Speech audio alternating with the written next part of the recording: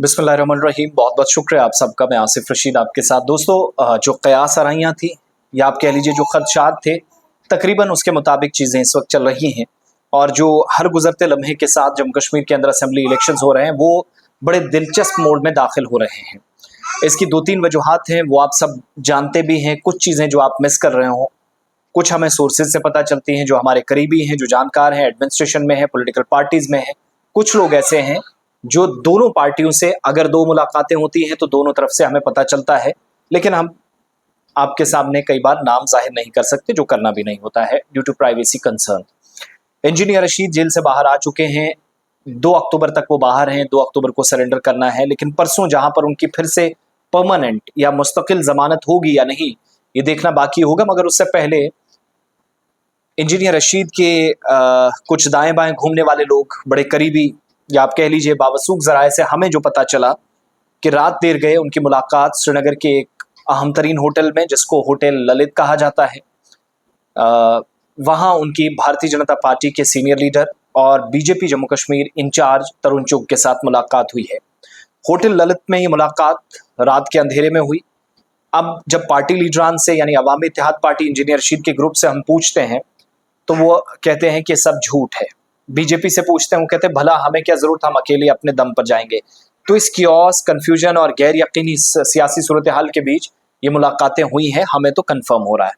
मगर जब आप दोनों तंजीमों को देखेंगे, जब आप इस वक्त हवा देखेंगे, हवा का रुख किस तरफ है, तो इंजीनियर रशीद भले ही ज्यादा सीटें जीत करना है, लेकिन वादी कश्मीर और जम्मू सूबे में हुकूमत बनाने में उनका इंपॉर्टेंट रोल हो सकता है।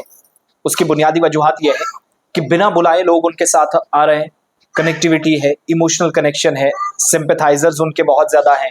पार्टी ने उतना ज़्यादा काम नहीं किया, लेकिन लोग इसके बावजूद भी 5.25 लाख वोट लेकर वो फॉर्मर चीफ मिनिस्टर को पीछे हरा देते हैं। और अगले असेंबली इलेक्शंस में आए तो श्रीनगर से बारामूला तक पाँव रखने की जगह नहीं थी।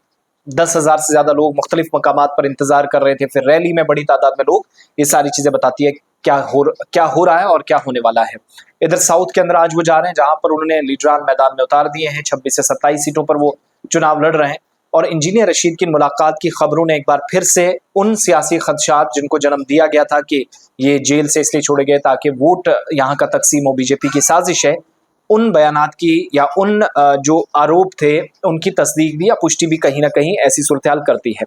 जब आप बीजेपी से पूछते हैं तो मुस्कुराकर वो कहते हैं कि हमें तो अब्दुल्ला और मुफ्ती को हराना है। भले ही वो कैसे हारें, इंजीनियर रशीद कानून के मुताबिक बाहर आए, बात को टाल कर दूसरे एतबार से आप पर जवाब थोपने की कोशिश होती है।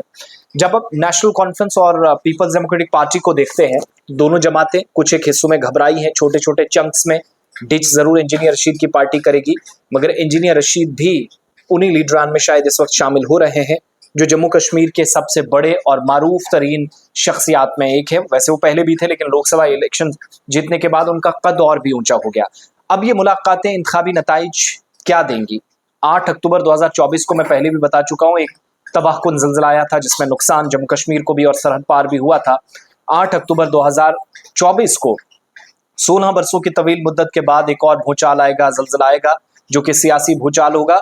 और यकीन मानिए इस बार दो पार्टियां दावा नहीं कर सकती, अगरचे वो हुकूमत बाद में बना सकते हैं, ऐसी सिचुएशन बने, मगर हालात बिल्कुल मुख्तलिफ है, नताइज कुछ मुख्तलिफ होंगे, इसकी इशारा इस वक्त सूरत हाल कर रहे हैं। फिर अवामी इत्तेहाद पार्टी के अलावा डीपीएपी मैदान में, जम्मू कश्मीर अपनी पार्टी है, जमात इस्लामी है, फिर बगावत वाला एक फैक्टर, मैंडेट पॉलिटिक्स में बहुत सारे लोग बरसों से जो पीडीपी, एनसी, कांग्रेस, बीजेपी के साथ थे, एक पार्टी को छोड़ा, यानी सियासी दलबदली का एक सिलसिला भी हमने गुज़श्ता 4-5 हफ्तों के दौरान देखा है। तो ओवरऑल कहने का मतलब ये कि इंजीनियर रशीद बाहर आए हैं, लेकिन वो कुछ गेम जरूर करेंगे इन बाकी खिलाड़ियों को नीचे गिराने के लिए, उनको पस्त करने के लिए। अब चाहे उसमें मुलाकात उनकी हुई हो, चाहे उसमें पार्टी की स्ट्रेटजीज हो, ग्राउंड पर काम करना हो, इमोशनल वोट बैंक कह लीजिए, कुछ भी, लेकिन इंजीनियर रशीद सियासी तौर पर इस वक्त सबसे बड़ी और अहम तरीन शख्सियात में से एक है। इन इल्जामात को सब साइड रखेगा। अभी तो ये सवाल है कि गठजोड़ बीजेपी के साथ होगा या नहीं, क्योंकि कल ही वो सवाल का जवाब दे चुके हैं कि मसला कश्मीर में रायशुमारी की वो बात करते हैं।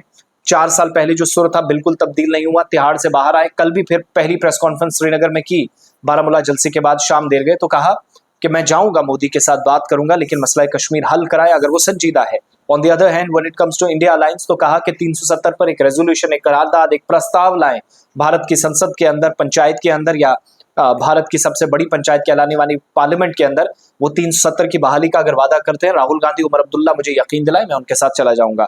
मगर इन सब के बीच में पर्दे के पीछे वो कर क्या रहे हैं इसका अंदाजा लगा पाना इंतहाई मुश्किल है। मगर इंजीनियर रशीद इस वक्त जो जेल से बाहर आए हैं, ये कम से कम साफ हो रहा है कि मुलाकातें हुई हैं, उनके करीबी बताते हैं। अगरचे इस पर बीजेपी और एआईपी दोनों खामोश रहे, मगर बीजेपी भी सरकार बनाने के दावे करे और वो जानती है कि इंजीनियर रशीद की सपोर्ट के बिना ये मुमकिन नहीं होगा कि वो कुर्सी हासिल कर सके। ताज किसके सर सजेगा ये फैसला आवाम ने करना है। मॉडल कोड ऑफ कंडक्ट लगा है, कुछ आदादोशुमार रखने थे वो नहीं आपके सामने रख सकते हैं। इलेक्शन कमीशन की गाइडलाइंस जो पॉलिटिकल पार्टीज के लिए है, अवामी नुमाइंदों के लिए, हम सब के लिए भी है। और आज तैयारियां अलग अलग हिस्सों में जा रही हैं। पहले फेज में 219, दूसरे फेज में 267, तीसरे फेज में आज शाम होते साफ हो जाएगा कितने उम्मीदवार मैदान में होंगे, क्योंकि 483 लोगों ने फॉर्म भरा था, उनमें से कितने रिजेक्ट्स होंगे ये देखने वाली बात होगी। मगर उमर अब्दुल्ला, महबूबा मुफ्ती जो कुछ कह रहे थे, वो कुछ खबरें इस तरीके से सोशल मीडिया पर गर्दिश कर रही हैं कि इंजीनियर रशीद के ताल्लुक से जो खदशात थे वो दुरुस्त साबित हो सकते हैं। अब इसका इंतजार रहेगा कि दोनों तरफ से कोई बयान आए। हम ऑफिशियली ना तो कंफर्मेशन एक पार्टी की कर रहे हैं ना दूसरी की, क्योंकि दोनों ने इस पर लबकुशाई नहीं की। दोनों तरफ से तर्जुमान से हमने बात की, मगर मुलाकात जरूर हुई है, ये बावसूख जराए बताते हैं। दोनों पार्टियों ने सिर्फ इस पर मोहर लगाना बाकी है। बातचीत में हुआ क्या ये भी कंफर्म होना भी बाकी है।